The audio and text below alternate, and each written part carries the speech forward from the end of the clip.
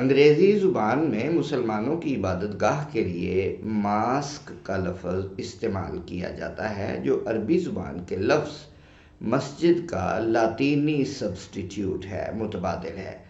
On line dictionary اگر آپ کو میسر ہو، مریم ویبسٹر ڈکشنری، تو اس میں ماسک کی تعریف اس انداز سے کی گئی ہے: A building used for public worship by Muslims۔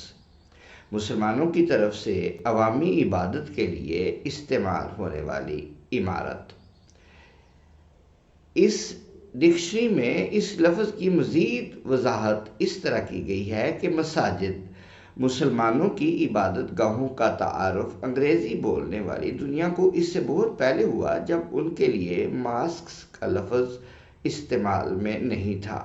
15ویں، 16ویں اور 17ویں صدیوں میں ان عبادت گاہوں کے لیے کئی لفظ استعمال ہوئے، جیسے ماسکے، ماسکی، مسکے، ماسیک، اور اس کے علاوہ دیگر بھی کئی الفاظ تھے، یہاں تک کہ آخر کار فرانسیسی زبان کی تقلید کرتے ہوئے انہیں ماسکی کہا جانے لگا۔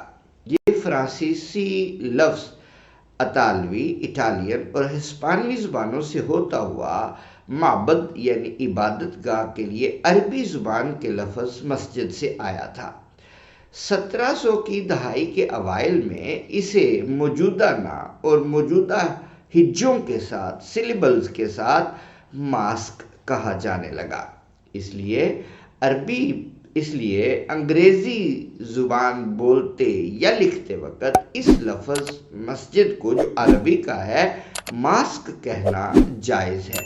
محض غیر مسلم، بالخصوص مغربی اقوام کی زبان کا لفظ ہونے کی بنا پر اس لفظ کے استعمال کو شکوک و شبہات کی نگاہ سے دیکھنا نامناسب اور غیر دانشمندانہ ہے۔